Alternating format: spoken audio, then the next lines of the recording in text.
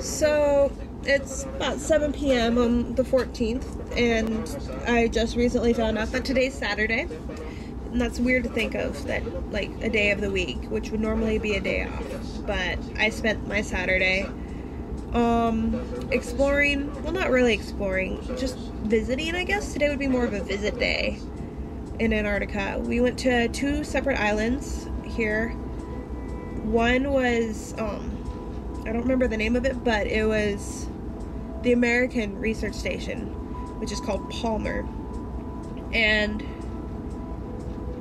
the whole, like, they're still doing research, but the whole expedition made me sad to call myself American, I guess, or embarrassed for my fellow Americans, because in the lecture that they were giving us before, they were like, they just said science instead of saying we're studying marine biology, or we're studying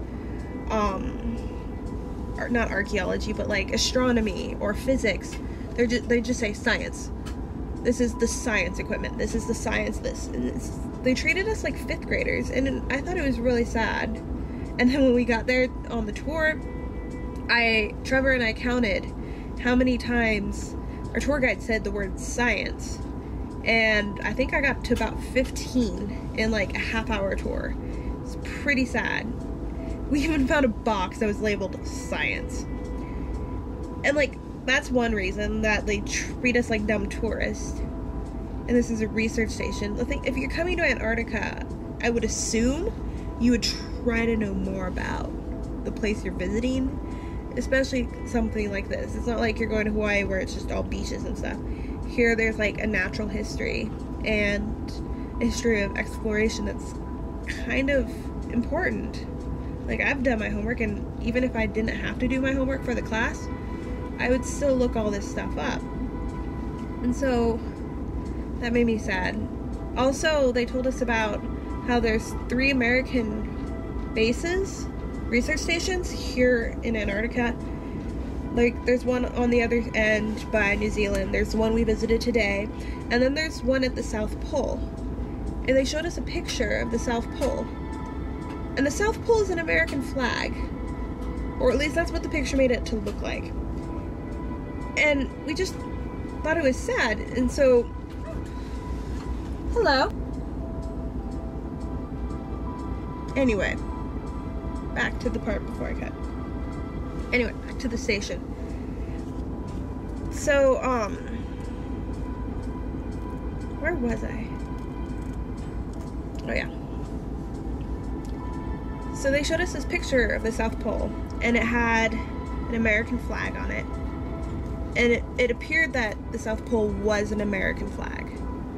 So the people I was sitting with, who were also my classmates, we were kind of joking around, being like, so who's going to ask why it's not a Norwegian flag? Because there's actually Norwegians who first conquered the South Pole. And so before we could really figure out who was going to do it, I think we were serious. We might not have been. I'm not sure. Our professor asked, and he's like, so why isn't it an American flag is the South Pole? And the guy's just like, oh, for political reasons. And it was just kind of sad how it's kind of like we took over the place. And everyone in my group shared the same feelings. And then the irony was, so there's this place on the ship where we have like couches and stuff, and the one corner is kind of where PLU has laid its claim. And like unofficially, we haven't like said it's ours, but it's just where we've been constantly this entire trip. But this morning, a couple other tourists were in our spots, and we were like, that's our spot. All of our stuff's there. They shouldn't be in our spot. And it was just really sad, because these same people were the ones whining about how Americans had taken over the South Pole, but then they're going and doing the exact same thing over a couple couches. And so it's just, as my friend Nick put it, that's irony right there. And then we went and took over our spot again.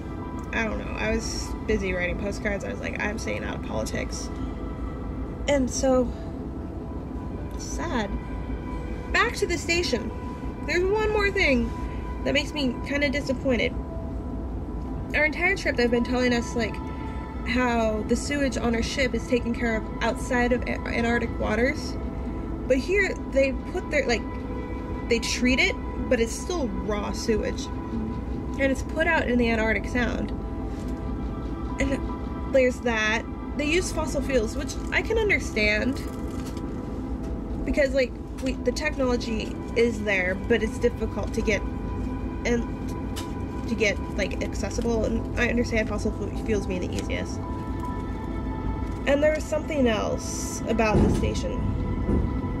We just hit an iceberg, but we're not gonna die like the Titanic. At least I hope not. Anyway, it's just, as Americans, we kind of seem like we're too stuck up. And you'd think in a place like this, where there is no government, this place should be shared with the world, not claimed by one country. It's nobody's. The only people who should call it home are the penguins and the animals that originally lived here. Yeah, it's a cool place for humans to come visit and learn about it. Don't get me wrong, I'm pro research, kind of pro tourism to this place, but don't go about laying claims. That made me sad. But on a good note, we later on went to another research station, which was British, where I sent some postcards, which might not have gotten to where I wanted them to go, because I didn't realize until I got back on the ship that the stamps I used don't get sent from that location. So I put them in this postal box, but I don't know if they got out. Anyway, is Port Lockery, which is where I got my awesome hat and a couple things for friends, some gifts, souvenirs, and that place is cool. I got some awesome shots of penguins for our research project, and we saw a whale skeleton, and it was kind of nice to go to a place that was man-made. Yet again, it wasn't. It's hard to explain. The whole being here is hard to explain, and I feel like I'm starting to become a deeper person. Says the same person who hasn't done her homework yet for tonight. So, and I don't know how I'll be able to BS it, especially because that one didn't print for me at the library, so that's completely separate. So now we're headed off somewhere else. I have no idea where, but somewhere. I'm hungry. I woke up with a cold today, probably because I went for a swim a couple days ago. And I didn't go to bed till 3 a.m. last night because I was talking to the crew members, which was, it was entertaining. There's a language barrier, definitely, and it makes me regret not paying attention to Spanish class a couple years ago in high school. I don't know. Anyway. Adios. I'm gonna take a nap or read or something. I don't know. I'll figure it out. Good night.